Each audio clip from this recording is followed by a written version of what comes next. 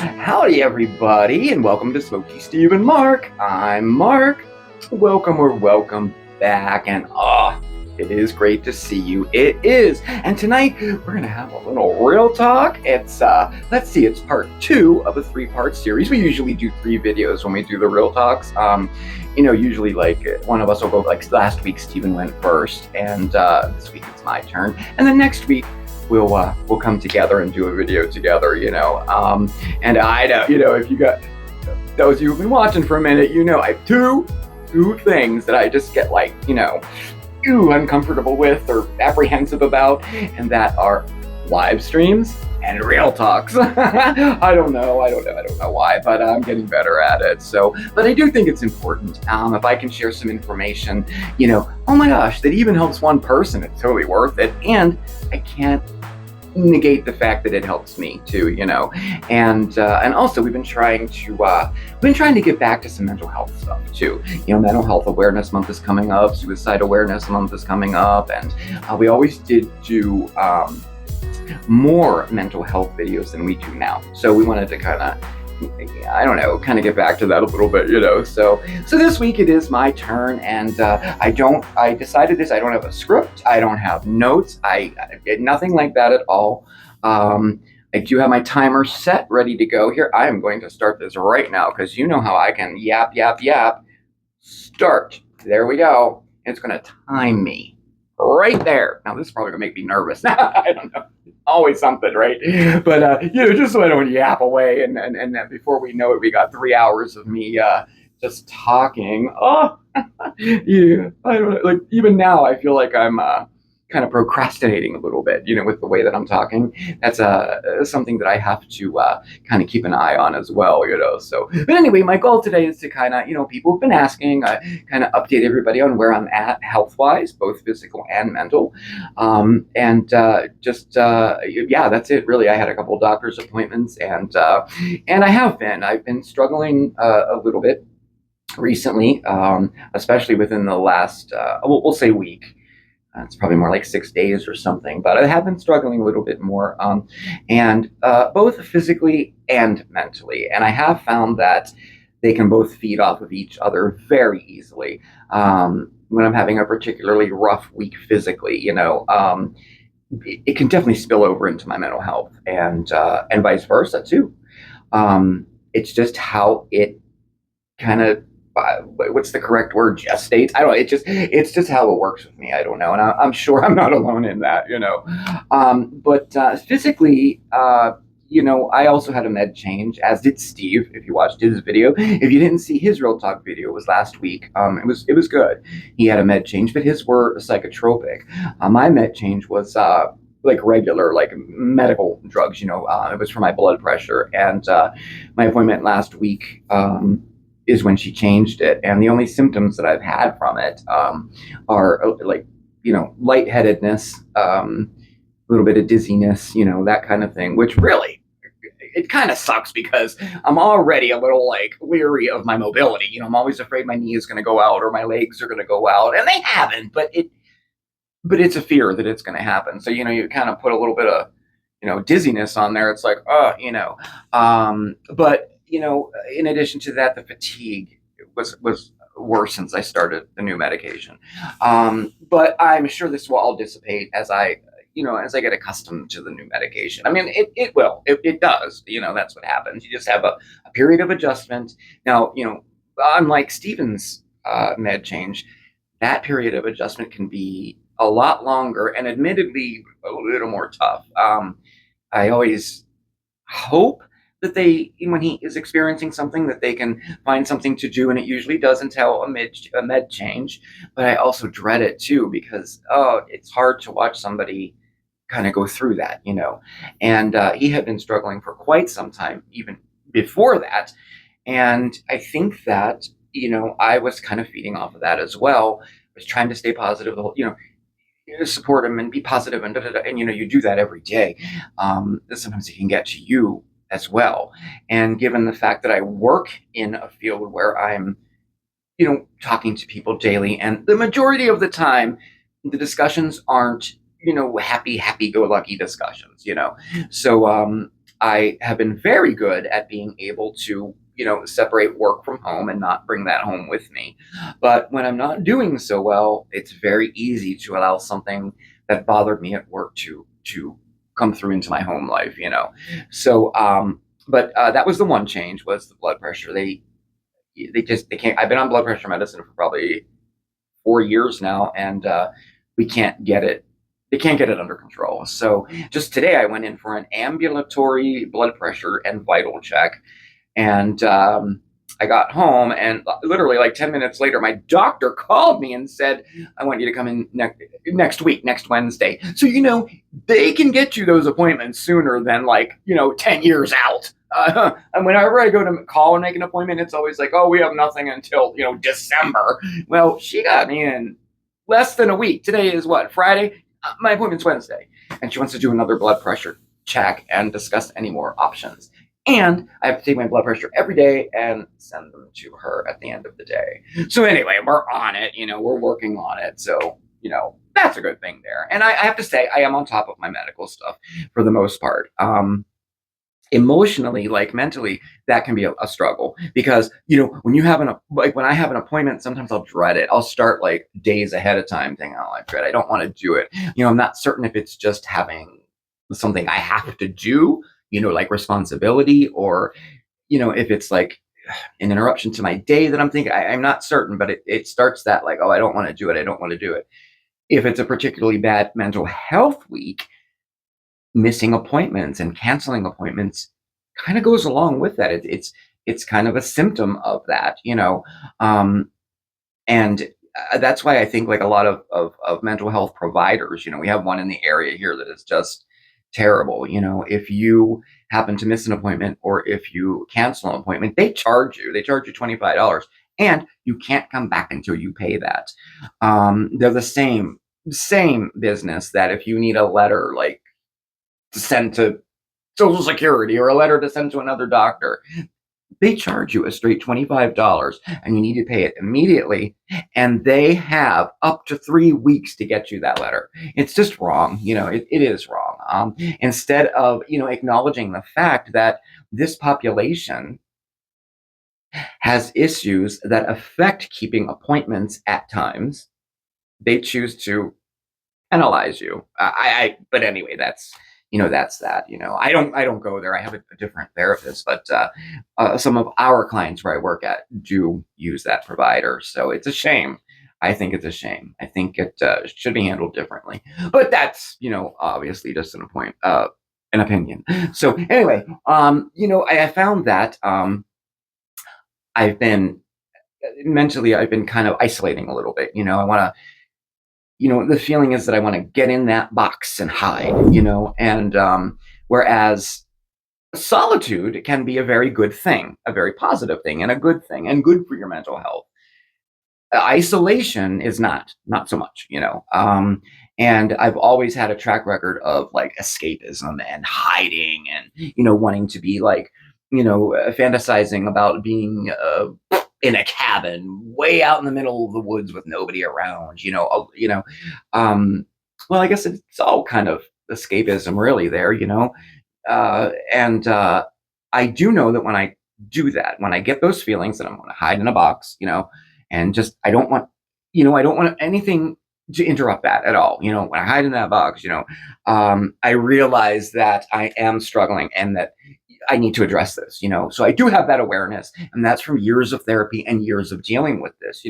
Somebody who might be new to having a mental health diagnosis of this type, and I'm talking more, depression and anxiety. I'm not diagnosed bipolar or anything like that. I don't have a lot of insight on that. Only what my experiences with Steve were. But with the depression and the anxiety and the hiding and all that, I do have an awareness that at least I can acknowledge that it's happening and say, I need to do something about this. And the first thing really is to not hide it and say it, which helps a lot. And that's where therapy comes in. That's where, support groups come in, and a support group is family and friends, your husband. Steven's one of my biggest supports in my life, and he's very, very helpful and very supportive. And I'm very grateful for that. So we're in a good place there. But when we're both experiencing the same thing, sometimes it's a little difficult to get that support from each other, because we're both sort of just sitting there in our poop, so to speak, and we both, these type of things, when you're sick, when you have chronic pain, when you have mental health issues that you're dealing with, it's a very selfish thing in a way, because you're in your head, and you're like, oh, you're feeling this pain, and so sometimes I don't recognize what's happening to somebody else in my life, and then when I do realize, I'm like, I feel guilty about it, like I'm good for throwing myself into channel stuff, I it's really good for me. I like it. I like the editing. I love talking to you guys. I love coming up with content and fun themed videos. It can be a form of therapy for me. But I can also take anything to the extreme, and anything can become an addiction too, as well, and then I have found that I was spending all of my extra time doing it, basically working, and then coming home, and then all whatever time that I have at home, I've been working, on videos and stuff, outside of regular stuff like cooking and cleaning and stuff like that. But the point is that not realizing, maybe that Stephen is going through something. And for me, when I realize that, it causes more mental health issues for myself. It starts to stack up. So I feel a little bit guilty. And of course, because I'm in my crap right at that moment, I'm not going to mention that to him. I mean, that would be the smart thing to do, right? That would be the healthy thing to do in that situation. No, I will choose to wait until more things stack up, and that's where some of the physical health comes in there, um, talking about taking things to an extreme. I'm struggling right now, with some of my medication, and I'll tell you about that in 1 second. But all of these things pile up, and then I want to hide in that box and go up to that cabin in the middle of the woods and have everybody just leave me alone.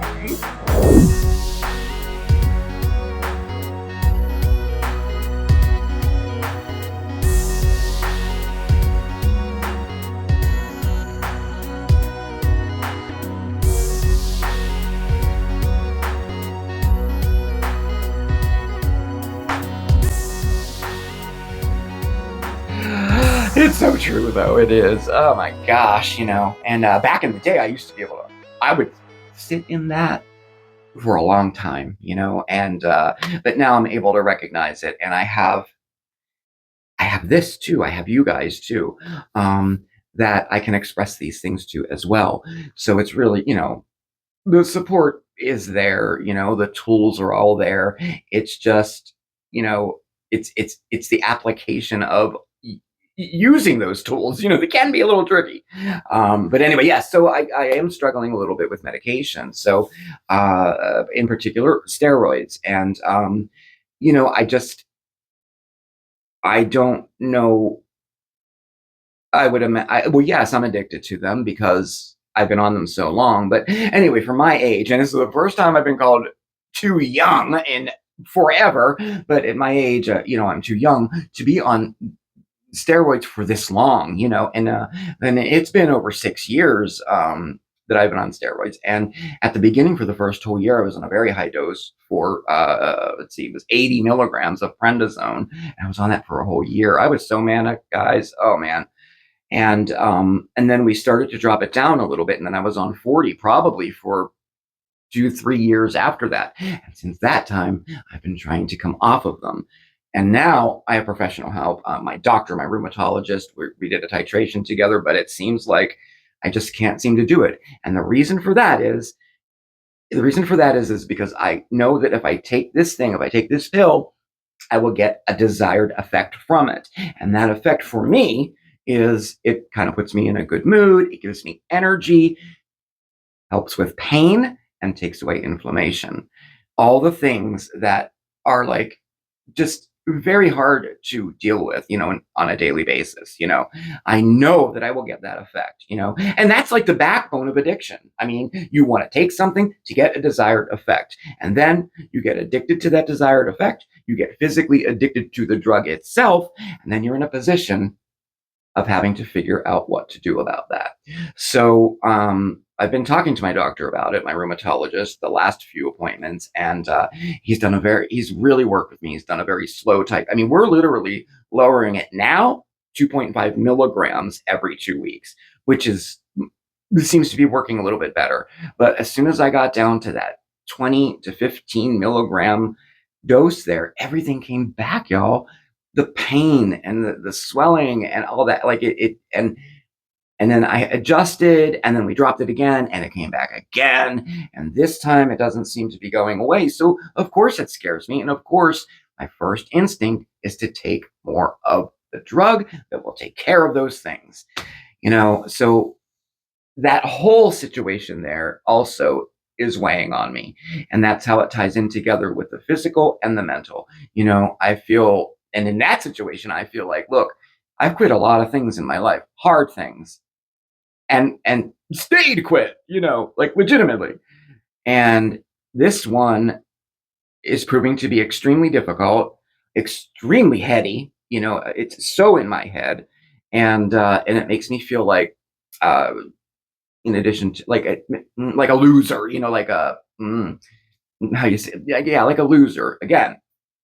Stack more on there, but the RA and the AS. Oh, I have a new diagnosis, by the way, too. Uh, Psoriatic arthritis. Okay, can I have maybe another arthritis too? Is there another one out there? I already have 4 of them now. Well, it's actually kind of common when you have rheumatological the thing like that sometimes they do.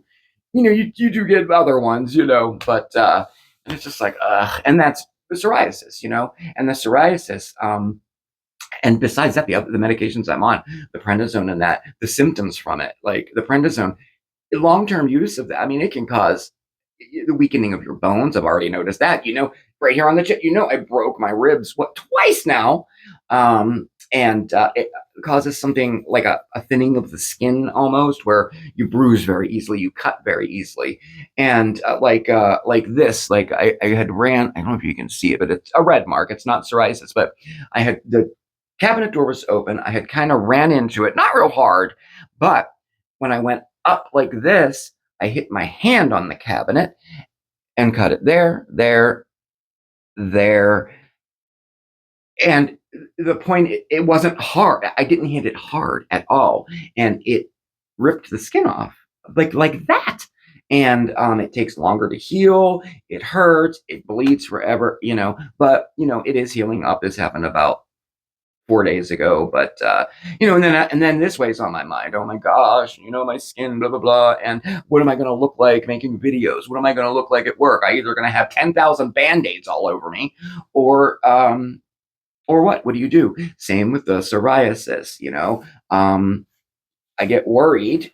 And you've seen them. I'm very comfortable with you guys, and I don't try to hide them with makeup or anything like that. I have on my legs. I have some.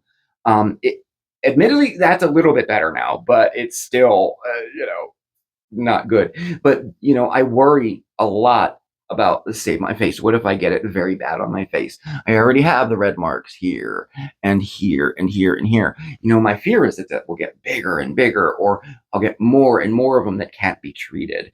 Now, on the flip side of it, I don't want that other type of lesion that I get from the medication and from the disease.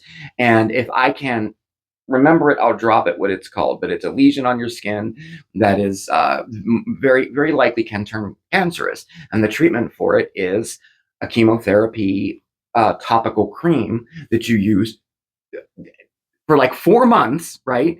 And the lesions get worse and worse, like they look worse and worse, I should say. And then you stop the cream, and then over the next 2 to 4 months, it gets better and better and better and better. And this is where I'm at, like this one here. I'm 2 months into it that I had stopped the medication. So I'm 2 months without the medication, and it is a lot better than than this one. This is another one that the treatment has to be started. I go to the dermatologist next week, and we're going to see. I have a few more lesions that I believe are the same ones as before that are going to need to be treated this way. That then, for those 2-3 months afterwards, something, did it work? Did it not work? Da, da, da, da. If it didn't work, she said, we can try it again. And then if it doesn't work that time, then we have to just continue to monitor it and then have them removed surgically if it gets to that point, and it's not at that point at all. But again, these things weigh on my mind. Stack it up, stack it up, stack it up. Where's that box at? I need to jump in that box, for real.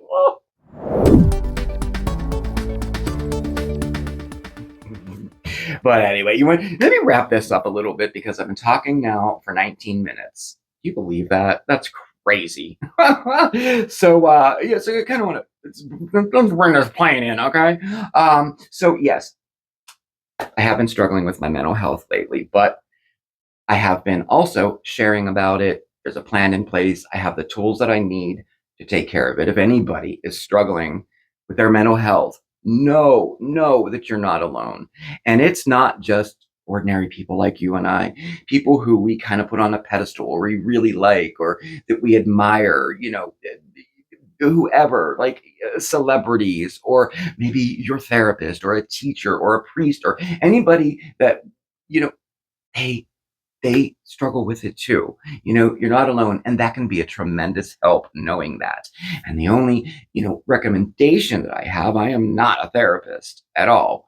But what has worked for me is to get it out. Have at least one trusted person, one that you trust and that you can say, hey, this is what's going on with me. And if that person is a trusted person and they got your back, they will support you. They will understand what's going on. Lay off when they need to lay off, help when they need to help, but it does take a little work from me. I have to express that. Once it's out, it's no longer a secret. And that takes a lot of the power out of that. It really does, And also, of course, keep your medications in check. I always make sure I get a check on my mental health medications as well, and we're right where we're at. I'm not on any antidepressants or anything right now, but I am on Cymbalta, which has a dual effect with pain and it helps with anxiety and depression too. Physically, yes, no secret, I have been struggling, and I've been struggling a little bit more in the last week. But again, there's a plan in place, and I'm taking responsibility for what I can do and what I can't do, and doing the exercises and the stretching and doing my part. It's so very easy to fall into that hole where you get the efforts and the things that you're doing to try to help yourself are the first things that go. And I don't know why it is so easy for that to happen and so difficult to bring something positive back in, like doing the things we need to do to help ourselves.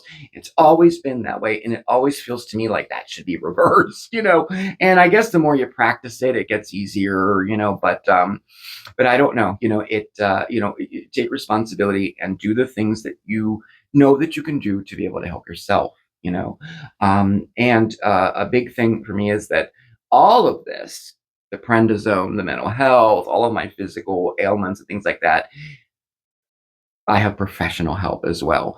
And that's been a big help. And lastly, it's like, if I feel like I'm not getting the treatment that I need, or if I'm questioning something, don't be afraid to ask those professionals. Don't be afraid to put them on the spot. I had to change rheumatologists about a year ago because I wasn't happy with the way that I was being treated at all. The new one was great. My first appointment, he changed everything up, and it has been better since that point. It has been. So anyway, all right. I kept you long enough. Yapping away. We're at like, what, 25 minutes now? I apologize about that. No, I guess that's not too long, about the length of a sitcom, right? Anyway, well, listen, I don't know if I made sense. I don't know if, I hope we're up to date. I hope I covered everything. I don't know. But I do want to thank you for listening to me today. Now, we'll join you next week, both Stephen and I, and we'll tie everything together. And after I watch this back, I'll probably, I forgot to say this, I forgot to say that. But yes, thank you so much for watching and listening to me. I hope you got something from it. That's what I hope. Definitely hit that subscribe button, okay? And the notification bell so you know when we have a new video coming out. Check us out over on social media. We're on Twitter and Instagram and Facebook. All of our contact information is right down below. And that's our PO box and our email address. If you have any questions, please feel free to comment below. And if you need help, there's definitely help out there, okay? There's help out there for everyone. Well, thank you again, everybody. You have a fantastic weekend, and we'll be seeing you tomorrow. All right, ciao, everybody. Mwah.